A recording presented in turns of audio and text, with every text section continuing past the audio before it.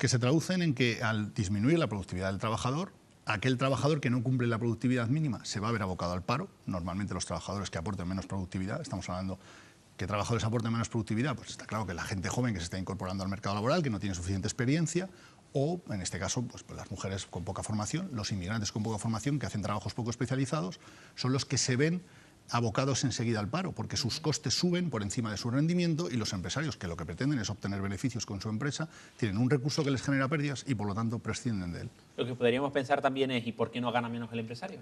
Porque al final el empresario se mueve, si estamos hablando de un entorno competitivo y con una legislación estable y libre, el empresario se mueve en un entorno compitiendo con otros empresarios por ofrecer el mejor producto al mejor precio posible. Entonces el empresario no es libre de fijar el precio lo fija realmente el mercado de los productos, ¿no? En función de lo que la gente valora esos productos. Entonces el empresario tiene que hacer en un entorno de incertidumbre, asumir costes por debajo de lo que él espera obtener en la venta en un futuro. Entonces, al final, si aparte hay una tendencia en la economía, una ley de tendencia, ¿no? Las leyes en la economía siempre son de tendencia, no son leyes exactas, estamos hablando de personas, por lo cual sabemos que más o menos los tiros van a ir por un sitio, pero no lo sabemos con precisión, no estamos hablando de trazar un puente, sino del comportamiento humano.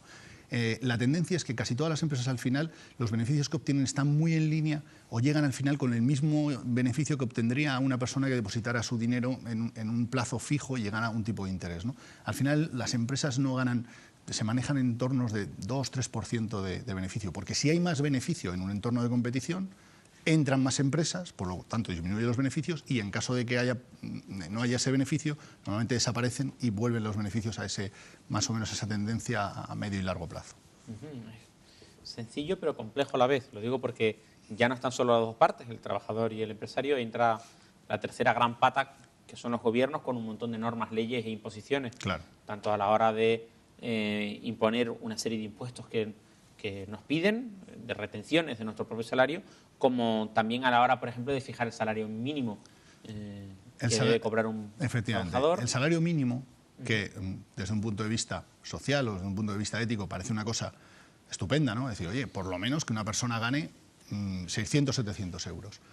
Bien, vamos a la teoría económica. Hemos dicho que los trabajadores percibimos nuestros aumentos en función de lo que aportamos, del valor que aportamos al mercado. Si el empresario con nuestro trabajo no obtiene esos 600 euros, significa que no va a contratar a nadie que aporte menos de esos 600 euros. O sea, todas las personas que tengan un valor menor de 600 euros se van a ver abocadas al paro. La pregunta es, ¿preferiría un trabajador que no llega a esos 600, una persona joven que acaba de salir de un módulo de FP o que se quiere incorporar al mercado laboral con 18 años, hacer trabajo poco cualificado, ¿estaría dispuesto a trabajar y a empezar a aprender por 400, 500 euros? No va a tener la oportunidad, porque por 600 no se le va a contratar, porque no da ese rendimiento. Claro, luego la teoría es, si un trabajador que cuesta 600 y rinde 1.000 es rentable, se mantiene.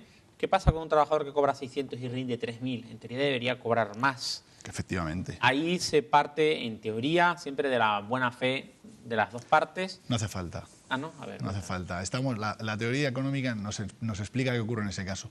Un trabajador que aporte valor de 600 y cobra, o sea, estamos hablando de que cobra el empresario 3.000 euros por un trabajador al que le paga 600, ¿no? Hay una gran diferencia. ¿Qué entra ahí en juego? Efectivamente, el empresario va a obtener muchísimos beneficios, pero empresarios en un entorno de mercado competitivo podemos ser todos. Si yo veo que alguien está teniendo un negocio con el que está obteniendo unos enormes beneficios, seguramente habrá otros empresarios que entrarán en ese mercado y competirán por esos trabajadores que dan tantos beneficios, con lo cual habrá mucha más demanda de trabajo y con la demanda del trabajo, la demanda al mismo bien, subirá su precio, con lo cual al final esos trabajadores paulatinamente irán subiendo sus sueldos hasta alcanzar más o menos un punto de equilibrio que rondará lo que hemos dicho. Pues si son 3.000, pues estará un poquito por debajo, pero no mucho más por debajo. O sea, entrará en juego también el mercado en ese aspecto. A lo mejor no en esa empresa, pero sí en otra. Claro, se crea la competitividad. Efectivamente. Todo esto dentro de la teoría económica. Dentro de la teoría Luego, económica. cuando la llevamos a la práctica, las cosas son así también, César. ¿sí? Sí, se mueve así. Yo pensaba que la excesiva intervención por parte de los gobiernos hacía que las cosas no... Efectivamente, es una pregunta trampa porque decimos, la realidad no vemos que ocurra así, efectivamente, porque en realidad no hay una libertad de contratación entre los trabajadores y los empresarios. No podemos libremente...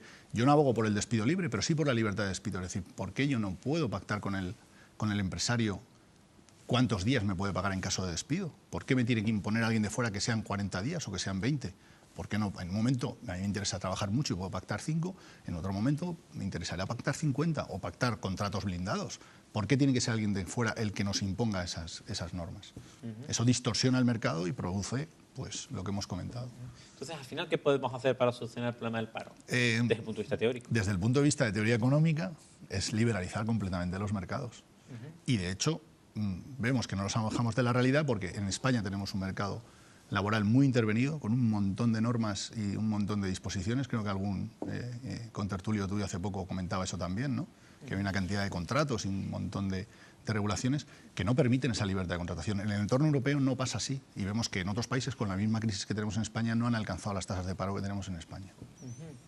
Por lo tanto, la libertad a la hora de sentarse a negociar entre las dos partes sobre cuánto me pagas por el trabajo que te hago, estoy trabajando mejor, págame más, o estás trabajándome peor, no te quiero, cuanto menos intervenida esté, según la teoría económica de la escuela austriaca, sería lo razonable para una evolución económica. Efectivamente. ¿Esta teoría se ha puesto en práctica en algún lugar? ¿Existen lugares en el mundo en los que la sociedad haya podido decidir más libremente esta relación contractual entre trabajador y empresario con éxito?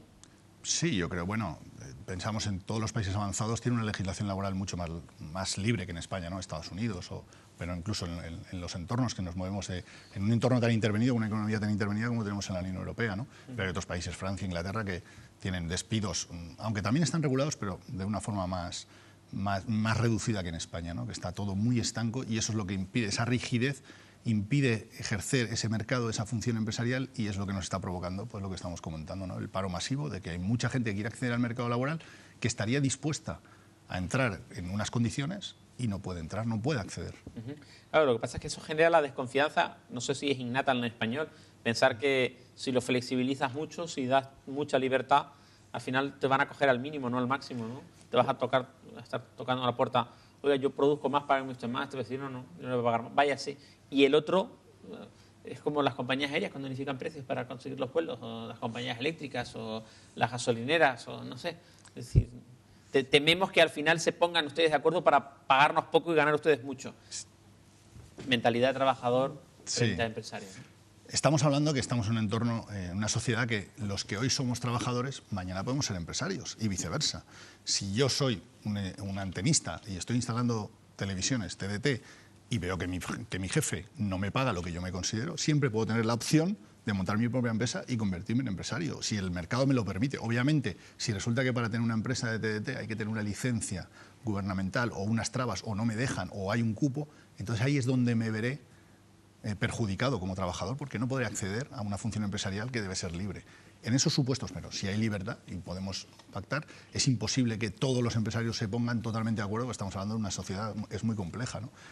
Siempre habrá situaciones puntuales en las que acceder a un trabajo en el que no me pagan, pero si tengo un gran abanico de opciones y de puertas donde tocar, al final encontraremos una puerta en la que se nos valorará, ¿no? Que por cierto, un día nos podrías hablar de la función empresarial en este tiempo de televisión, para explicar algo tan básico como eso, pero que...